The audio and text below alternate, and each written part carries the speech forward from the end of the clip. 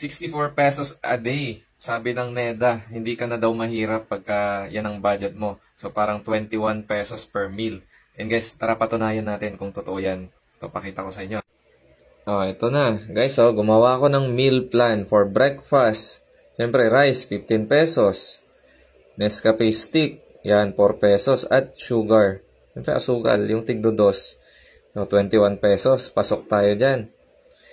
Ngayon, sa lunch naman, ito naman yung natin, kakainin na rin. Rice ulit, syempre. Pilipino tayo Pinoy tayo.